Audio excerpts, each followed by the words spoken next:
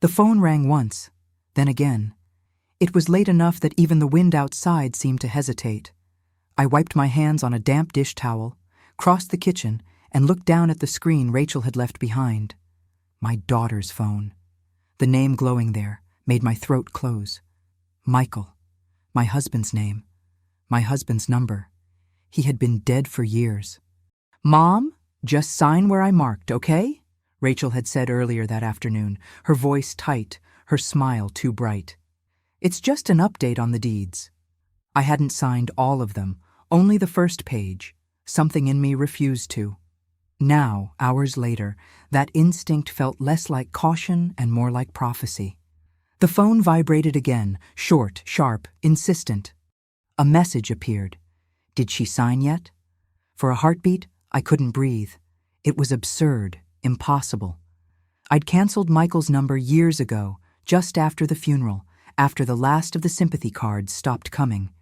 Yet here it was again, his number alive, whispering through a device left on my table. The first thing I felt wasn't fear. It was longing. That stupid, tender kind of longing that grief leaves behind like an open wound. I should have cried.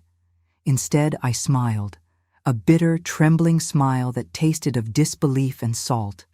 Because deep down, part of me had always known the dead never really stay buried. I sat down, the old kitchen chair creaking under me. My fingers hovered above the screen before I tapped it open. The chat was longer than I expected. Weeks of messages between Rachel and the contact saved as Dad. At first, the tone was affectionate, full of the warmth Michael used to have, but as I scrolled, the words turned colder. "Convince your mother to sign the property transfer. It's what your father wanted. You'll understand when it's done." My chest tightened. The last message had been sent only an hour ago. I rose, pacing the kitchen, every corner of the house watching me. The night hummed with quiet menace. Outside, the streetlight flickered against the window glass. I could see my reflection, small, older, but still standing.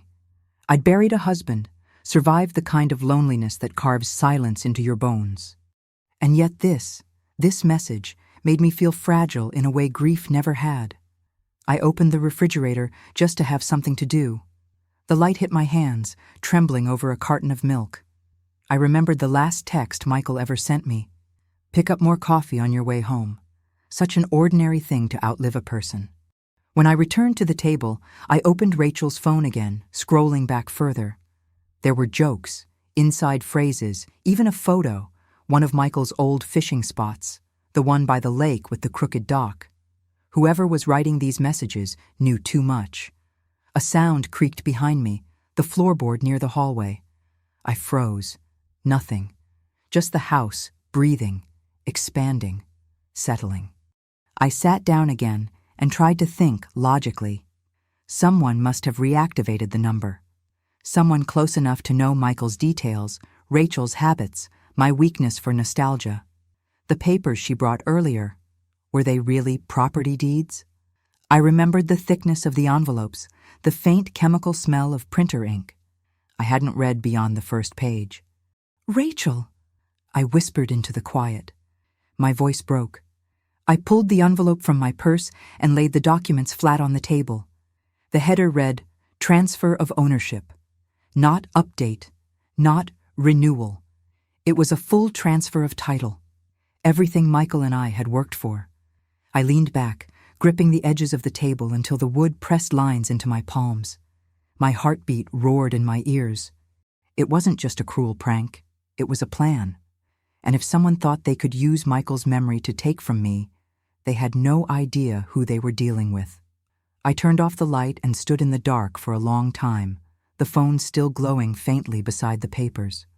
The reflection of my face shimmered across its surface, part ghost, part witness. For the first time in years, I felt something other than grief. I felt purpose. Tomorrow, I would find out who was pretending to be my husband. By morning, the message still haunted the edges of my mind, flickering in and out of my thoughts like a faulty light. I didn't sleep. Every noise in the house, the pipes expanding, the wind pressing against the windows, sounded like footsteps I couldn't place. I made coffee stronger than it needed to be and sat in the kitchen, staring at the phone Rachel had left behind. Its silence felt heavier than any ringing could. When Rachel arrived around noon, sunlight followed her in, catching on the gold strands of her hair. She looked radiant in the way guilt sometimes does, too bright, too eager. "Good morning, Mom," she said, her voice soft but strained. "I realized last night I left my phone here. I hope it didn't bother you."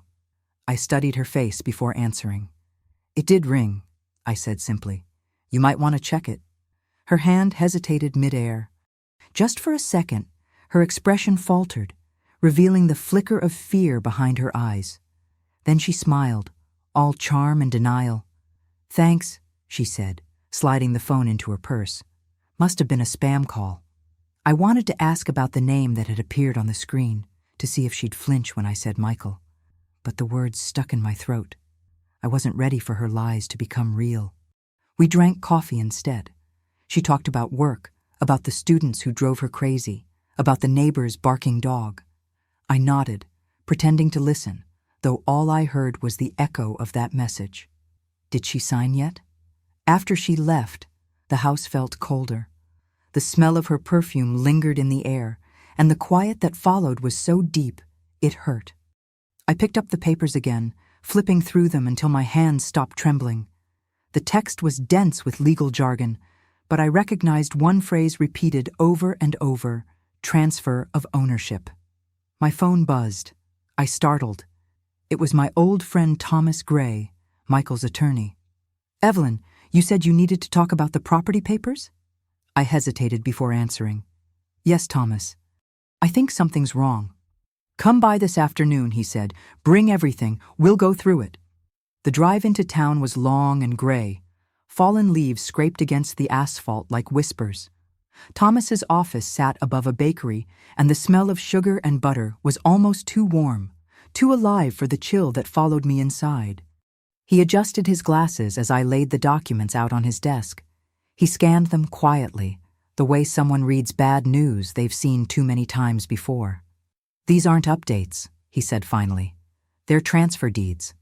If you'd signed them all, you'd have given up the properties completely." The words settled in my stomach like lead. But Rachel said, he looked at me, kind but firm. "Evelyn, whoever wrote these wants control of Michael's estate. They're counting on your trust."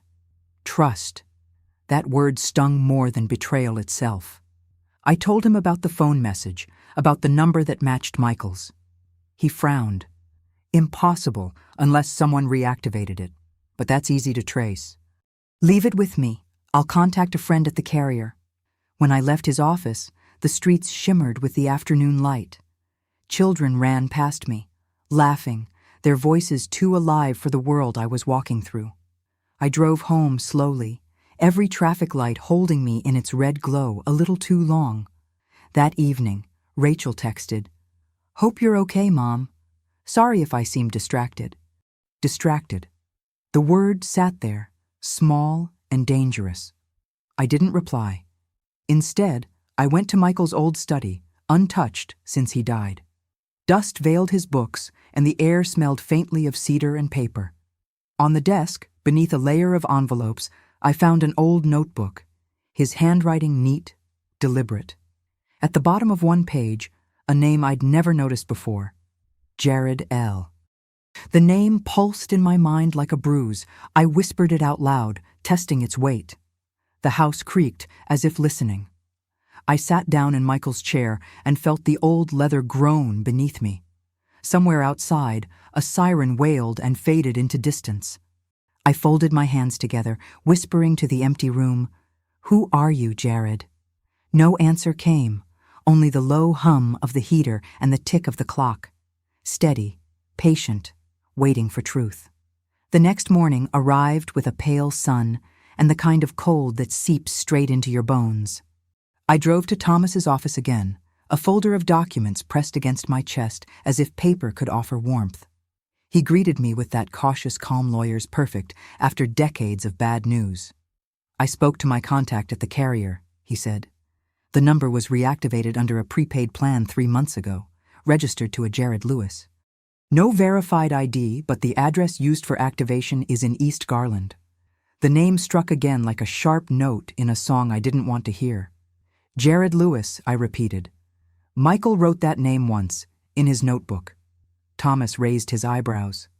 Then your instincts were right. This isn't coincidence. He paused, weighing his words. Would you be open to bringing in someone who can dig deeper? A retired investigator, someone I trust. I hesitated. The thought of outsiders poking around my family made me uneasy, but I nodded. If it helps protect Rachel, yes. He smiled faintly. I'll call her. Marla Cortez. She's smart, discreet, and allergic to nonsense. I left the office feeling both relieved and frightened. The world outside looked the same. People walking their dogs, teenagers laughing near the bus stop, but mine had tilted irreversibly. That evening, I tried to reach Rachel. No answer.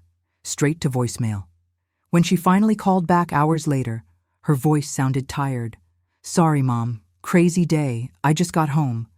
Everything okay at work? I asked carefully. She hesitated. Yeah. Just meetings. The silence between her words said everything.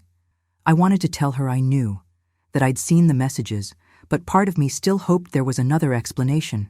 Something simple. Something that didn't end with my daughter betraying me. When I hung up, I sat at the kitchen table again. The same spot where the nightmare began. The same chair where Michael used to read the newspaper. His coffee steaming beside him. The scent of roasted beans drifted from the coffee maker, and for a moment I almost reached for a second cup for him out of habit. That's when the phone vibrated again. Rachel's phone. The message glowed on the screen. Rachel, we can't wait any longer. She's getting suspicious. My stomach dropped. Whoever Jared was, he didn't know I had the phone now. He thought he was still talking to Rachel. I grabbed a notepad, copied the message, then sent a photo to Thomas. His reply came within minutes. I'll loop in Marla. Don't respond. Not yet. But I couldn't stop myself. I typed one simple line. I'll talk to her tomorrow. Then I hit send. My pulse roared in my ears. Seconds later, 3 gray dots appeared on the screen. He was typing. Good. Don't make him angry. Him. My blood ran cold. Whoever Jared answered to, it wasn't himself. Marla arrived at my door the next morning, a compact woman with short gray hair and sharp, curious eyes. She wore jeans, a windbreaker, and a look that suggested she'd already solved half the puzzle on her drive over. Evelyn, she said, shaking my hand firmly. Thomas filled me in. Mind if I take a look at the device? I handed her the phone. She put on latex gloves before touching it, which made me oddly grateful. This thing that had once felt like a lifeline now felt contaminated. Marla worked in silence for nearly an hour, her laptop humming softly. Finally, she spoke. He's local. East Garland area, same cell tower every time. Consistent pattern, messages sent around midnight, like clockwork. And he's careful, but not as smart as he thinks. The texts are routed through an app that masks the origin, but I can narrow it down to a few blocks. Near my daughter's school? I asked. She nodded slowly. Yes? The room seemed to shrink around me. Do you think he's watching her? Maybe, Marla said, or using her. But we'll find out soon enough. I watched her pack up her equipment, efficient and calm. You've been through worse, haven't you? I asked quietly. She met my eyes. Everyone has a ghost, Evelyn. Some people just learn how to track theirs. That night, I couldn't sleep. The heater groaned, the windows rattled, and still my mind replayed that phrase, don't make him angry. I imagined Rachel's face pale in the glow of her phone, the fear she'd tried to hide beneath her smile. Whatever this was, it had gone far beyond fraud. And tomorrow, I would look my daughter in the eyes and demand the truth. Rachel arrived earlier than usual the next morning, unannounced and jittery. She carried a paper cup of coffee and 2 muffins from the cafe down the street, an old peace offering. Thought you might want breakfast, she said, setting them on the counter. Her smile trembled around the edges.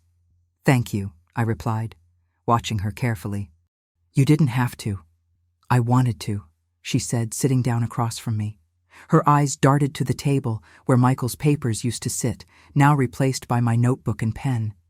"You've been quiet lately." I shrugged, forcing a gentle tone. "Just tired, I guess. There's been a lot on my mind." We both sipped our coffee in silence. The air between us felt heavy, like a truth trying to find its voice. Finally, I asked, "Rachel, do you know someone named Jared Lewis?"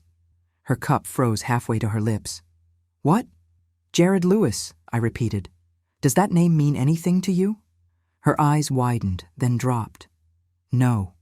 "Why?" "You sure?" She laughed, but it sounded wrong. "You're scaring me, Mom. Who is he?" I didn't answer. Instead, I reached into the drawer, pulled out the folded document from her last visit, and laid it on the table. "This isn't an update, Rachel. It's a full transfer of ownership. You were asking me to give away the properties entirely." Her face drained of color. For a heartbeat, she said nothing. Then, that's not what he told me." "He?" She looked up sharply, realizing what she'd admitted. "Mom, it's not what you think. I didn't mean to hurt you. The knock at the door saved her from finishing. It was Marla, punctual as ever, her expression unreadable. "Sorry to interrupt," she said, stepping inside. "We've traced Jared's movements to a warehouse on East Avenue. He's been using a stolen Wi-Fi connection. But there's more. You should both see this." Rachel's confusion twisted into fear. "What's going on?" Marla placed a folder on the table. Inside were printed screenshots of the fake messages from Michael, all traced to Jared's network. But the last few had an additional number copied in. Rachel's. "He's been using your phone too," Marla said softly. "He mirrored it remotely." Rachel gasped. "That's impossible. How?" "Easy," Marla replied. "If you clicked on any link he sent, something that looked like a normal text, you gave him access. He could see everything." Rachel covered her mouth. "Oh, God!" I leaned back, the world tilting around me. "He's been watching both of us." Marla nodded grimly. "And manipulating the messages to pit you against each other." Rachel's hands trembled. "Mom, I swear I didn't know. He said it was part of some paperwork. He said Dad's number had been reissued, that it was a sign." Her voice cracked. I wanted to believe it was him. I felt the years collapse between us. The little girl who used to leave notes for Santa, the teenager who cried when Michael missed her recital, the woman sitting in front of me now, broken by guilt. Marla cleared her throat. "He'll try to reach out again. We can use that. If we make him believe Evelyn's ready to sign, we can draw him out and end this." Rachel looked at me, terrified. "End this how?" "With proof," Marla said, "and witnesses." I studied my daughter's face, the lines of fear, regret, and something I hadn't seen in years, humility. "You'll have to play along," I said. "He has to think I trust you again." Rachel nodded slowly. "I'll do whatever it takes." That night, Marla set up recording devices and cameras hidden among my bookshelves. Thomas agreed to bring a real notary and alert the police. The plan was simple. Rachel would call Jared, say I'd agreed to sign, and invite him over. When the house grew quiet again, I walked through the dim hallway toward Michael's old study. His framed photo still sat on the desk, his smile frozen mid-laughter. "You'd hate this," I whispered, "but I'll fix it, I promise." Outside, thunder rolled low in the distance. I could almost hear Michael's voice beneath it, calm and steady. "Don't let them take what we built." I turned off the light, the reflection of his photograph lingering in the glass. For the first time, the fear in my chest gave way to resolve. Tomorrow, I would face the man who stole my husband's voice. Rain began before dawn, soft at first, then relentless, washing the street in silver streaks. It felt like the world was holding its breath. Marla arrived early, her hair damp from the drizzle, carrying a small duffel of equipment and a calm that made my nerves seem louder. "Everything's ready," she said, setting up the cameras around the living room. "Police are parked 2 blocks away. Thomas and the notary will be here at 1. I nodded, trying to steady my hands as I adjusted the tablecloth, the teacups, anything that would keep me moving. Rachel stood by the window, her reflection pale and haunted. "He'll come," she murmured, more to herself than to me. "He always does," Marla replied. The house felt too small for the three of us. Every creak of the floorboards, every tick of the clock carried weight. Rachel checked her phone again and again, waiting for Jared's reply to the message she'd sent the night before. She agreed to sign, come at 1. At 12:55, a car door slammed outside. My breath caught. Through the lace curtain, I saw him, Jared Lewis, slim, sharply dressed, confidence radiating like cologne. He carried a folder under one arm and wore the expression of a man certain the world bends in his favor. Rachel swallowed hard. "Mom, Stay calm," I said softly. "It's almost over." The knock came, steady, unhurried. Rachel opened the door. "Mr. Lewis," she said, her voice trembling. "Come in." He stepped inside, flashing that charming, empty smile. "Mrs. Morales," he greeted me, extending a hand. "A pleasure, finally." His touch was cold, too cold. "You're here for the signatures?" I asked, feigning uncertainty. "Yes, ma'am. Just standard procedure," he said, pulling the papers from his folder. "Once we get this done, everything will be perfectly in order." I gestured toward the table. "Why don't you lay them out?" He did, talking smoothly about legalities, property maintenance, streamlined inheritance. He was good, too good. He sounded like every fake smile I'd met since Michael's funeral, people who said "I'm so sorry" while glancing at their watches. Rachel stood silent beside him, her face pale, her fingers twisting the hem of her sleeve. Then Thomas walked in from the hallway. "Afternoon," he said calmly. "I believe you wanted to finalize a few things, Mrs. Morales." Jared's smile faltered. "And you are?" "Her attorney." Before Jared could recover, Marla appeared beside him, badge in hand. "And I'm with the county." The color drained from his face. What is this?" Thomas pointed at the papers. "You've been impersonating a deceased man and attempting to defraud his widow. The messages, the forged documents, it's all recorded." Rachel whispered, "I'm sorry," as if the words could stop time. Jared tried to move, to reach for the papers, but Marla caught his arm, pressing him back with surprising strength. "It's over," she said. The front door opened and 2 uniformed officers entered. The room flooded with the sound of authority. Footsteps, handcuffs clicking, a life collapsing in real time. Jared's voice cracked as they led him out. "You'll regret this," he spat, eyes flashing at Rachel. "You think she'll forgive you?" Rachel covered her mouth and turned away, trembling. The rain outside swallowed his words as the police car drove off. The silence that followed was unbearable. I reached for my daughter's hand. She didn't pull away. Thomas cleared his throat softly. "I'll handle the statement, Evelyn. You don't have to do anything else." I nodded, unable to speak. Marla gathered her equipment, giving me a look that was part respect, part quiet sorrow. "You did well," she said. "Some people never face their ghosts. You did." When they left, Rachel and I sat at the table, staring at the now empty space where Jared had stood. The papers still lay there, damp from the rain that had blown in. I pushed them aside. "Mom," Rachel whispered, "I didn't mean to hurt you. I just wanted to make things right again. He said Dad would be proud." Her words broke something inside me, not anger, but pity. "Your father would never have wanted this," I said softly. "He built everything we have to protect us, not to trap us in lies." Tears slid down her cheeks. "Can you ever forgive me?" I reached across the table, touching her hand. "One day," I said. "But first, you have to forgive yourself." Outside, the rain eased into a steady rhythm. It sounded almost like applause, the world exhaling after holding its breath too long.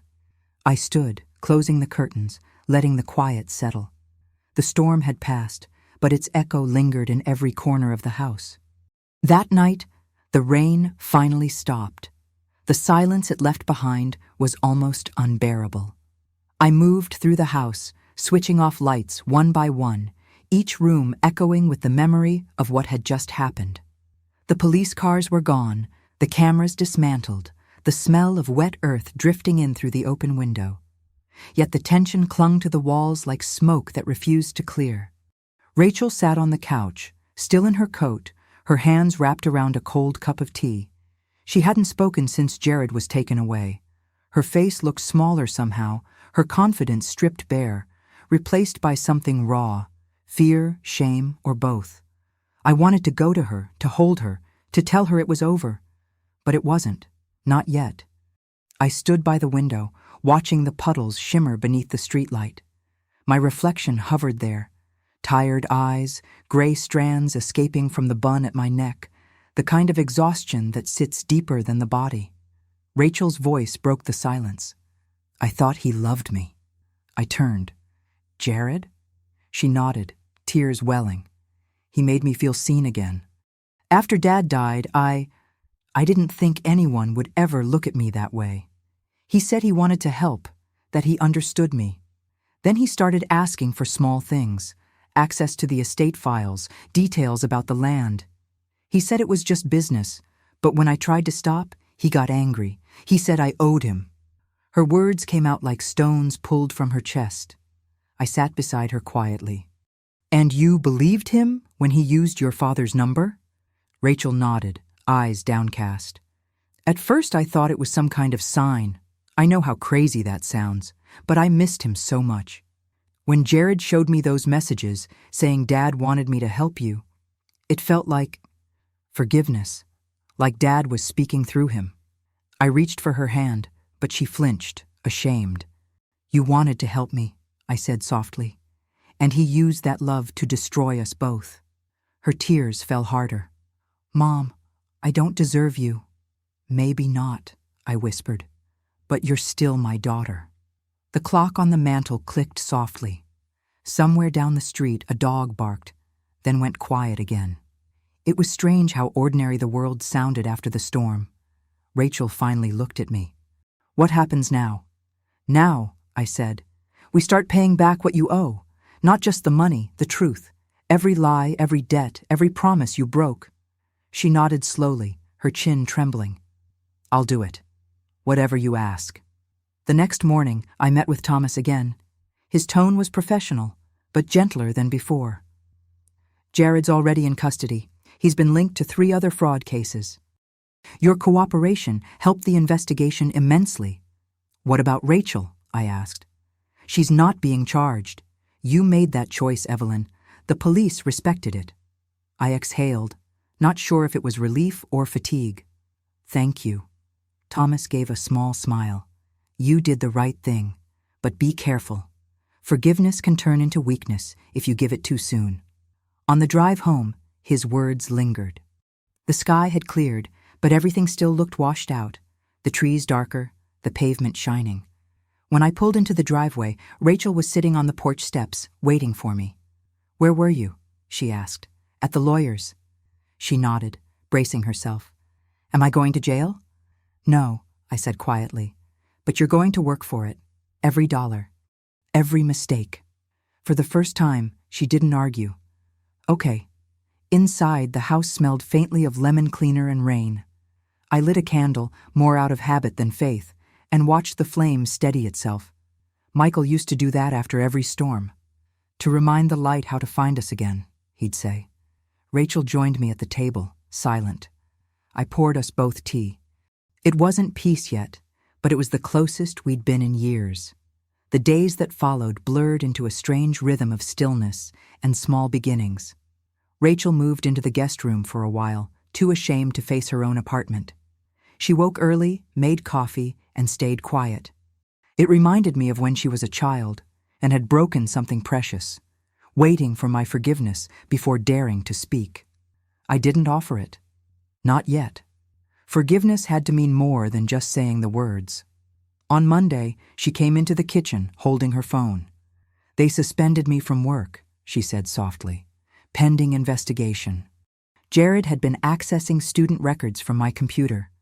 I looked at her, the weight of her mistake pressing between us. Then you'll find another job, I said. Something honest, something that gives you back your name. She nodded, fighting tears. I deserve this. That afternoon, Thomas stopped by with paperwork from the police. Jared had confessed to multiple counts of fraud and identity theft. "He'll serve time," Thomas said, handing me the documents. 5 years, maybe more. I signed where he indicated, my pen barely steady. "And the money? They'll recover what they can. You'll get a portion back." Rachel sat quietly at the table, her hands folded.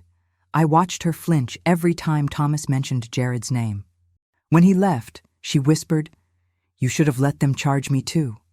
"I don't punish family with courts," I said. "We have our own ways." She didn't respond. Later, I found her sitting on the porch, staring at the trees beyond the fence. The evening sun caught her face, softening the edges of her guilt. I stood behind her for a moment before speaking. "You can start by helping me with the ledgers," I said. "If you're staying here, you'll work beside me." Her eyes met mine, hesitant, but grateful. "I will." It became our quiet routine.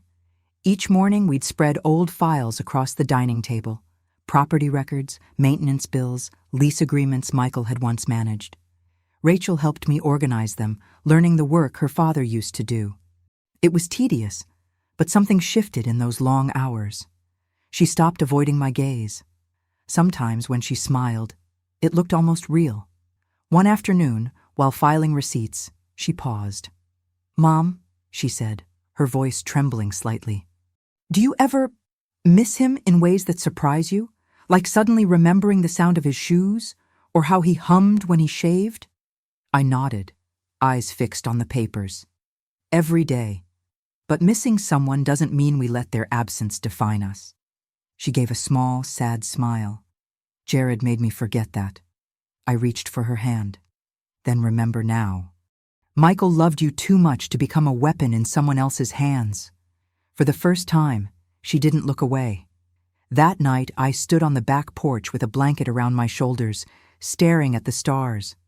The quiet felt different, no longer suffocating, but open, like a wound starting to heal. Behind me, Rachel washed the dishes, humming softly to herself. I thought about all the ways grief reshapes love. It bends it, twists it, makes it quieter, but it never truly dies. I realized that was what Jared could never understand. He thought he could counterfeit affection the way he forged signatures. But love leaves fingerprints too deep to fake. When Rachel finished, she joined me outside. "You think we'll be okay?" she asked. I looked up at the moonlight spilling over the fence. "We already are," I said. "We just haven't noticed yet." She leaned against me, her head on my shoulder, and for the first time in years, I didn't flinch.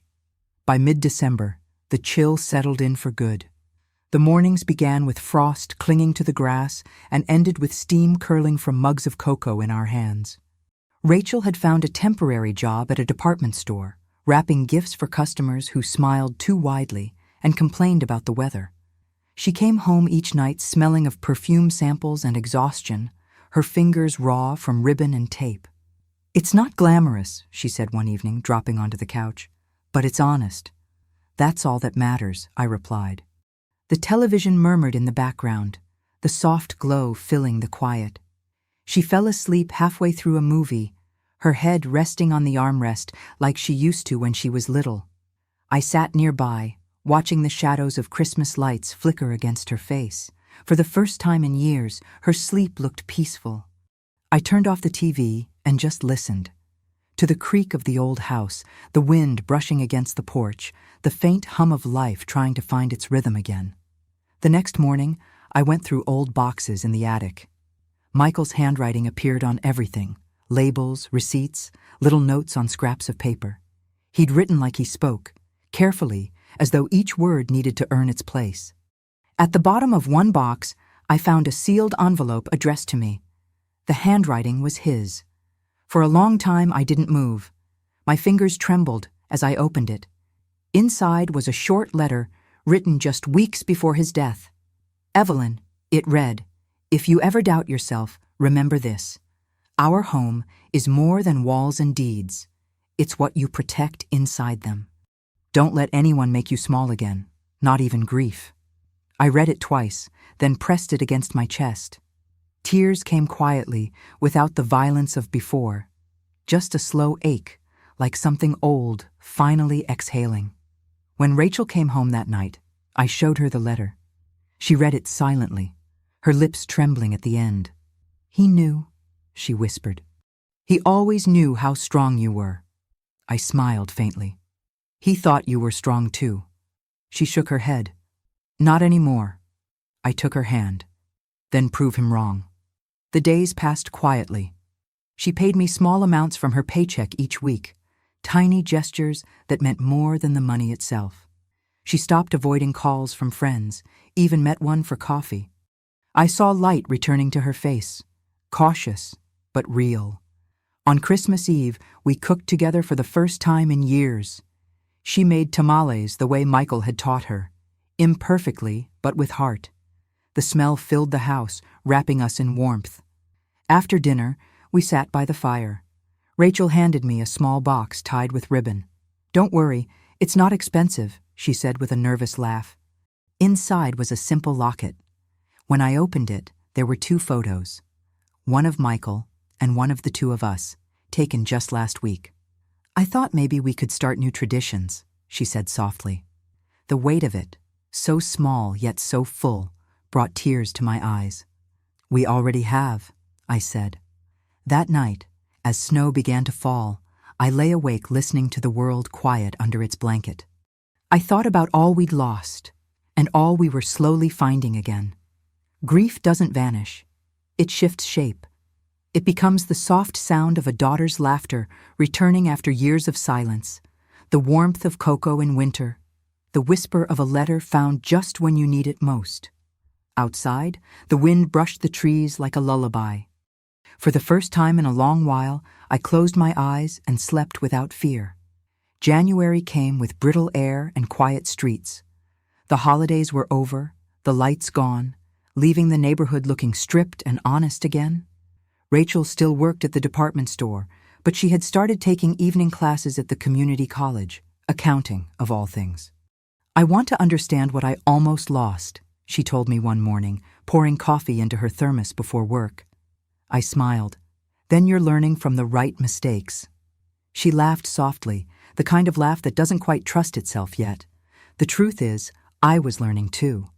Every morning, I walked through Michael's old study, no longer avoiding it. I organized his files, donated his clothes, kept only the things that still carried his spirit, his fishing hat, his leather-bound notebook, the framed photo of him and Rachel at her graduation. I talked to him sometimes, out loud. The house felt lighter when I did. One evening, Rachel came home late, cheeks flushed from the cold. "You're still awake?" she asked. "I was waiting." She hesitated, then smiled shyly. "I got an A on my first quiz." I clapped my hands together. "Look at you, Miss Accountant." She rolled her eyes, but the pride was unmistakable. For a moment, I saw the little girl who once ran through the yard holding sparklers, her joy too big for the night to contain. But healing isn't a straight road. It curves back when you least expect it. A week later, while cleaning out the dresser, I found Michael's old phone tucked behind a stack of receipts. The same one I thought I'd gotten rid of years ago. My breath caught. I turned it over in my hands, the weight of it strangely alive. The screen was cracked, the battery long dead, but just holding it brought back everything: the funeral, the loneliness, the sound of Rachel crying in her room when she thought I couldn't hear. I debated throwing it out again, but something in me said no. Not yet. That night, I placed it on the bedside table. I lay awake, staring at it, remembering the first time it rang after he died, some spam call that made my heart stop before reason caught up. The memory still carried a kind of electricity, that moment between fear and hope. Around midnight, Rachel knocked on my door. "Can't sleep?" she asked, peeking in. "Too many ghosts," I said with a tired smile. She came in, sat on the edge of the bed. Sometimes I still dream about his voice. I wake up thinking he's in the kitchen making coffee. I nodded. Grief's cruel that way. It doesn't haunt, it echoes. She reached over and picked up the phone. "This one?" I hesitated. "Yes, the original. I thought it was gone." She turned it over, tracing the cracks with her thumb. Maybe you should finally let it go. I will, I said. Just not tonight. The next morning, we took a walk together. The winter sun hung low, pale and distant. We passed the park where Michael used to take Rachel when she was small, pushing her on the swings until she laughed so hard she hiccuped. Rachel stopped, her eyes glassy. I don't remember the last time we came here. Maybe that's a good thing, I said.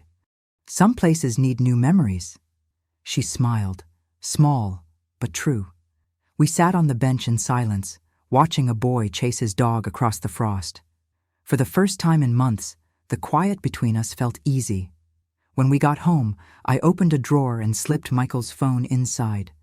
Not hidden, not displayed, just resting, like a relic of a story that had finally ended. Sometimes closure isn't a single moment. It's a series of small ones. The sound of laughter returning, the courage to face an empty room, the choice to keep living without answers. And in that slow return to life, love becomes less about holding on and more about learning how to let go. By February, the rhythm of our days had found a fragile steadiness. Rachel's schedule was full, morning shifts at the store, evening classes twice a week, and the house felt quiet again, but not lonely. I spent most afternoons tending the garden behind the porch, even though nothing grew in winter. It was less about planting and more about remembering how to care for something. One cold afternoon, Rachel came home early, her cheeks red from the wind. "You've been outside all day," she said, setting her backpack on the table. "It's freezing." "Cold air clears the mind," I said, wiping my gloves. "And this garden could use it." She smiled faintly. "You sound like Dad." The word stopped me. It had been so long since she'd said his name out loud without flinching. I looked at her, trying to find the right response, but the moment passed. She walked to the stove, started heating soup, and hummed an old song Michael used to love. That night, after dinner, she brought her laptop to the table. "Mom, I need your help," she said. "We're studying property valuation, and I want to use one of Dad's old ledgers as an example. Do you think that's okay?" I hesitated. "Those numbers hold our past. Be careful how you handle them." She smiled gently. "That's exactly why I want to use them." I watched her work, her brows furrowed in concentration. The glow of the screen lit her face, softening the worry lines that had carved themselves there since the ordeal. I realized then that she wasn't the same woman who'd once been lured by Jared's lies. She was rebuilding herself, quietly, piece by piece. Still, not every night was calm. Sometimes I heard her crying in her room, muffled and restrained, as though ashamed of the sound. I didn't go in. Some grief needs solitude before it can share a room again. One evening, I walked into Michael's old study and found Rachel there, sorting through boxes. She looked up quickly. "I hope it's okay," she said. "I was looking for more of Dad's ledgers." I nodded. "They're yours to learn from." She pulled out a photo album instead. We sat on the floor, flipping through pages, wedding pictures, fishing trips, Rachel's first day of school. Her voice trembled when she said, "He would have hated what I did." "Maybe," I said. "But he would have loved what you're becoming." She leaned her head on my shoulder. "Do you ever wish you could start over?" I smiled. Starting over isn't about forgetting the past. It's about choosing what to carry with you. Outside, wind rustled through the bare trees, tapping gently against the window pane like fingers asking to be let in. The sound was soft, persistent, almost human. The next morning, we made pancakes, Michael's old recipe, thick with vanilla. Rachel laughed when she flipped one too high, splattering batter across the stove. "Dad would say I'm hopeless," she giggled. "He'd say you're improving," I said, smiling. And in that small kitchen, filled with sunlight and the smell of sugar and coffee, it hit me how much we'd changed. The same space that once held betrayal now held laughter again. After breakfast, Rachel left for work. I stood at the window, watching her car pull away, and felt the strangest peace settle over me. For the first time since that night, the message, the fear, the lies, I believed we might actually make it through. Later, I sat down with Michael's old notebook and wrote a single line beneath his final entry. "We're learning to live again, one ordinary morning at a time." March arrived shyly, with soft rain and pale shoots of green pushing through the thawing soil.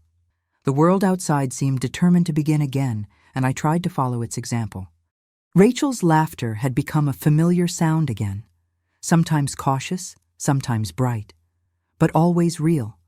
She was healing, and though the road was uneven, she was walking it.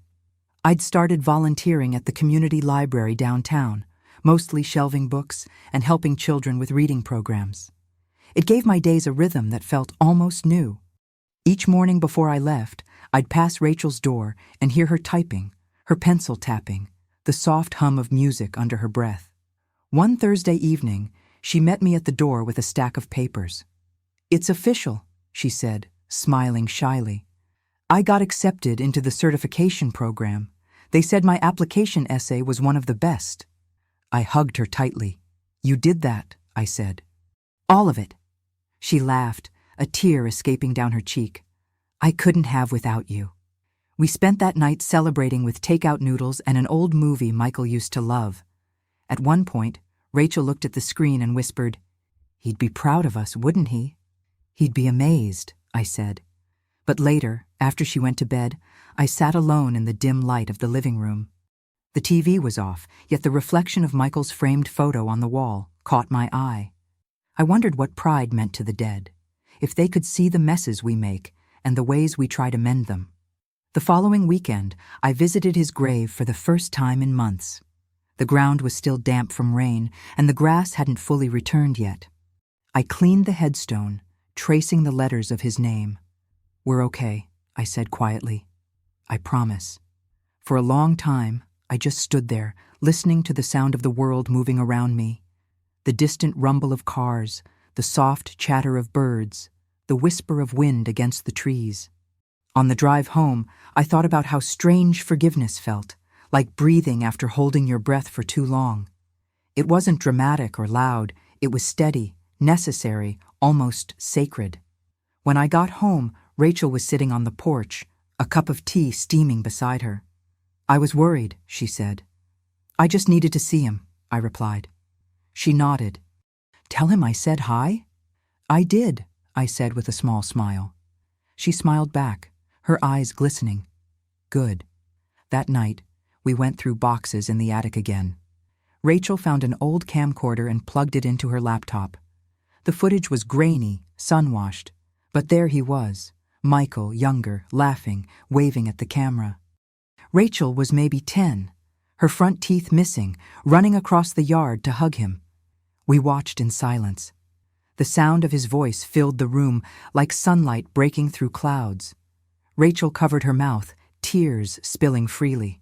"He sounds different than I remember," she whispered. "Memory softens edges," I said, "but it never erases them." When the video ended, Rachel closed the laptop slowly. "I think I can finally say goodbye." "You already have," I said. She rested her head against my shoulder. Outside, the wind moved through the trees, soft and patient, like a voice that no longer needed words. And for the first time, I didn't hear ghosts when the house went quiet.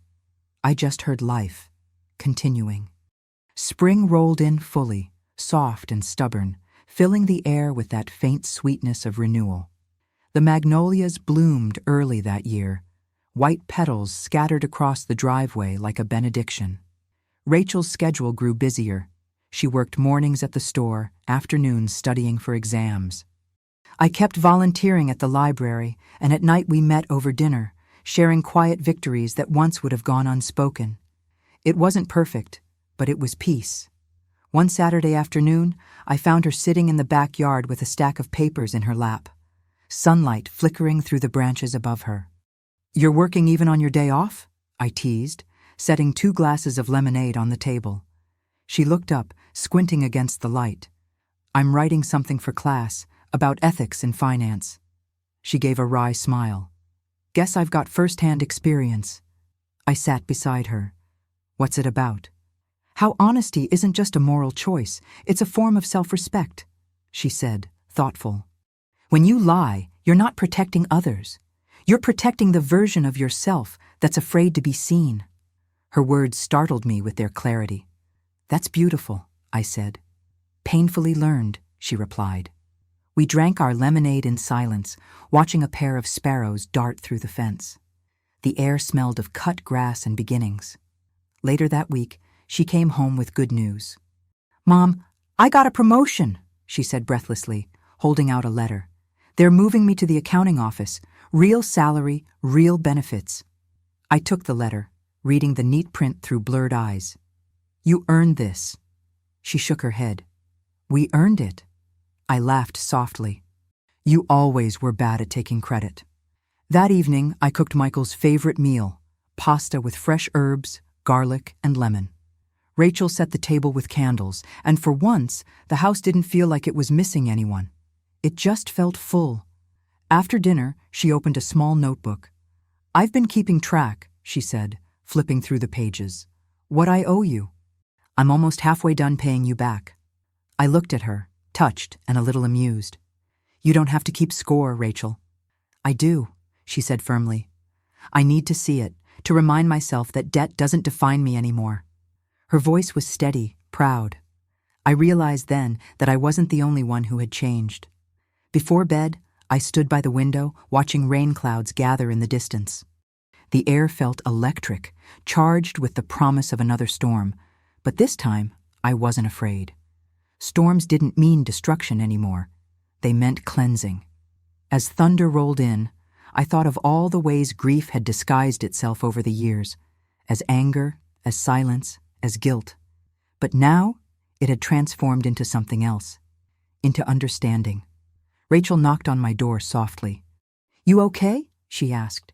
"Yes," I said, "for the first time in a long while." She smiled.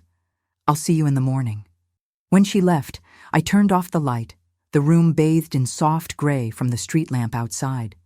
The rain began again, gentle, forgiving, and I whispered into the quiet, "We made it, Michael." And I could almost hear his answer in the steady rhythm against the window. "I know." By June, the days stretched long and golden, the kind that made the whole town hum with slow contentment. Rachel had settled fully into her new job, her confidence returning in quiet waves. She talked about colleagues, new projects, and even the possibility of taking a summer course. Every time she spoke, I heard strength instead of fear. One warm evening, we sat on the porch watching the sun melt behind the rooftops. The air smelled of jasmine and cut grass, the same scent that used to fill our yard when Michael grilled on summer nights. Rachel leaned back in her chair, eyes half closed. "You ever think about moving?" she asked suddenly. I smiled. "After all this work fixing the house? Never. No, I mean, somewhere new. A place that's just ours." I thought about it. The idea of leaving the walls that held our memories, our ghosts, our recovery, it felt impossible and freeing at the same time. "Maybe someday," I said, "but I think this house still has a few stories left." She nodded. "Yeah, me too." The porch light flickered as the sky deepened to indigo. For a while, we said nothing. Sometimes silence was better than any conversation. It allowed us to hear the crickets, the wind, the soft pulse of a life rebuilt. The next morning, Rachel surprised me by inviting me to her therapy session. "My counselor thinks it could help if you came. Just once," she said, nervously twisting her bracelet. I hesitated, but agreed. The office was small and sunlit, with plants in every corner. The therapist, a kind woman named Dr. Lawson, greeted me with warmth. Rachel sat beside me, hands clasped tight in her lap. "I asked Mom to come," she said softly, "because I want her to know what I've learned about myself." Dr. Lawson nodded encouragingly. "Go ahead." Rachel turned toward me, her eyes full but clear. "I've spent months trying to understand why I let Jared control me. And I think it's because I was angry at losing Dad, at you for surviving it better than I did. He found that anger and used it." Her honesty hit me like a quiet blow. I reached for her hand. "You don't owe me an apology for your grief." "I do," she said. "Not for grieving, but for turning it into something ugly. I can't change what I did, but I can stop running from it. Doctor. Lawson smiled softly. That's the first step toward real forgiveness, accepting your own shadow. When the session ended, Rachel and I walked out into the bright afternoon. The air shimmered with heat, cicadas humming in the trees. She looked lighter somehow, as if she'd set down a burden I hadn't realized she was still carrying. You were brave in there, I said. She laughed, wiping her eyes. Guess I get that from you. We stopped for ice cream on the way home, sitting on a park bench as melting vanilla dripped onto our fingers. 2 kids raced past us, shrieking with laughter, their joy so unfiltered it made me smile. Rachel looked at me, her expression soft. I think I'm finally starting to forgive myself. You should, I said. That's how healing begins, when the punishment ends. That night, I sat in Michael's old chair, the window open to the scent of summer rain. I thought about Rachel's words, about anger, forgiveness, and all the ways love survives what should have broken it. The phone on the table buzzed once. A new message. It was from Rachel. Home safe. Love you. I smiled, typing back, love you more. And for the first time in years, the sound of a message didn't scare me. It simply reminded me that we were still here, still connected, still living. By late July, the heat had settled heavy over everything, thick and humming. The cicadas sang through the afternoons, and the world seemed to move slower, like time itself was taking a breath. Rachel had started jogging in the mornings before work, something Michael used to do. Each day she left earlier, came home brighter. I pretended not to watch from the window, but I did. Watching her run felt like watching her reclaim her own life. I spent more time writing, letters to no one in particular, just thoughts I didn't want to lose. Sometimes I wrote to Michael, sometimes to myself. The words came easier than they had in years. Healing, it seemed, wasn't about forgetting. It was about translating pain into something that could breathe. One morning, Rachel came back from her jog, holding a small bouquet of wildflowers. Found these by the creek, she said, placing them in a jar on the table. They reminded me of the ones Dad used to bring home. I smiled.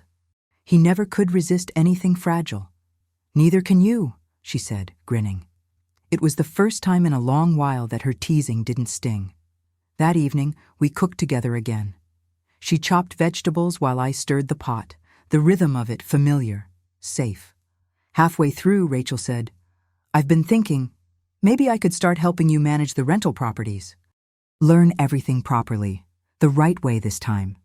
I turned to her, surprised. Are you sure? It's a lot of work. I want to, she said. I owe it to Dad and to you. I hesitated, then nodded. All right, we'll start next week. She smiled. You won't regret it. After dinner, we sat outside, plates balanced on our knees, the twilight glowing pink against the horizon. Fireflies blinked across the yard, brief sparks in the fading light. Rachel sighed. It's weird, isn't it? How quiet everything feels now. Quiet doesn't always mean empty, I said. Sometimes it's just peace. She nodded, letting the silence stretch between us. Later that night, I found the letter Michael had written, the one I'd discovered months ago in the attic. I read it again, tracing the familiar loops of his handwriting. The words felt different now, less like a goodbye and more like a reminder that love, when it's real, keeps teaching you even when the person is gone. I slipped the letter into a new frame and set it beside his photograph on the mantel. Rachel came in as I was adjusting it. It looks right there, she said. It does, I agreed. She lingered for a moment, then added softly, Mom, I know I can never undo what I did, but every time I look at you, I realize you didn't give up on me when I deserved it most. That's something I'll spend the rest of my life earning. Her voice trembled, and before she could turn away, I reached for her hand. You don't have to earn love, Rachel, I said. You just have to protect it better than you did before. She smiled through her tears. I'll do that. When she went to bed, I sat on the couch, the crickets singing through the open window. The night air was warm, wrapping around me like an embrace. I thought of Michael, of the way his voice used to fill the house, the steadiness of it. I imagined him sitting there beside me, proud, quiet, watching his two girls finally find their way back to each other. The phone on the table buzzed once, Rachel sending a photo of the wildflowers on her nightstand. "They're still blooming," she wrote. "So are we," I typed back, and I meant it. September crept in quietly, the air cooler each morning, the garden fading into gold and rust. Rachel and I spent our weekends cutting back the dead stems and saving seeds for spring. She said it was symbolic, new roots for next year. I didn't tell her how right she was. One afternoon we drove to the coast. I hadn't been there since before Michael died. The ocean had always been his place, loud, endless, unapologetic. Rachel suggested the trip. She said we needed a change of air. The drive took hours, the landscape unfolding in long ribbons of memory. When we arrived, the wind was fierce, tugging at our clothes, scattering hair across our faces. The beach was nearly empty, just the two of us and the sound of waves breaking like heartbeats against the shore. Rachel carried a small box in her hands. "I brought something," she said, opening it. Inside were the dried wildflowers she'd kept from the garden, now brittle but beautiful. I thought we could let them go. For him. I nodded. We walked closer to the water, the sand cool under our feet. She held the box out over the surf, and the wind took the petals instantly, scattering them across the waves. For a moment, neither of us spoke. Then Rachel said, "You know, I used to think closure meant forgetting. But maybe it just means loving, without hurting anymore." I looked at her. The wind in her hair, her face bright with peace I hadn't seen since she was a girl. "He'd be proud of you," I said. She smiled. "He'd be proud of us." We stayed there until the sun dipped low, painting the sky in copper and violet. When we finally turned to go, Rachel slipped her hand into mine. It was warm, steady. Back at the car, my phone buzzed. A new message, Rachel's photo of the ocean, captioned simply, "For Dad." I didn't reply right away. I just looked out at the waves, endless and wild, and whispered, "For all of us." The tide pulled in, washing over the footprints we'd left behind. It felt like an ending, but not a. The first chill of autumn came sooner than expected. I woke one morning to find the windows fogged, the air inside the house cool enough to make me reach for a sweater. The smell of coffee filled the kitchen, blending with the faint trace of salt that had lingered on our clothes since the trip to the coast. Rachel was still asleep in the guest room. I could hear her breathing through the thin wall. For once, it was a sound that comforted me instead of keeping me awake. I sat at the table and looked around. The same room where everything began, the phone, the message, the fear, had become something else entirely. Light filtered through the curtains, soft and forgiving, touching the framed photo of Michael on the wall. I thought of all the mornings we'd shared here, his laughter, his steady presence, the quiet safety he carried with him. For years, I believed peace had been buried with him. But now I understood. It had just been waiting for me to come home. Outside, the garden was nearly bare. The tomato vines had withered, the last few flowers bowing their heads toward the soil. I stepped out onto the porch, coffee warming my hands, and watched the wind lift a few dry petals across the yard. Their movement reminded me of the wildflowers we'd released into the sea, how they'd vanished into the horizon without sinking, carried away on something larger than both of us. Inside, my phone buzzed once, sharp and brief. The sound didn't startle me anymore. It grounded me. Rachel's message read, "Morning, Mom. Stop by my place later. I made pancakes." I smiled, setting the phone down. That same buzz had once shattered my world. Now it was the heartbeat of a life reclaimed. I walked back inside, poured a second cup of coffee, and opened the windows. The cool air moved through the house like a blessing, clearing out the last of the ghosts. I whispered into it, half to Michael, half to myself, "We're all right now." And for the first time, I knew it was true. Because love doesn't end. It just changes shape. It learns to live in new voices, new mornings, new silences that no longer ache. If this story reminded you of someone, tell me in the comments, and if you want to stay close for the next story, subscribe and leave a like so I know you're still here, listening.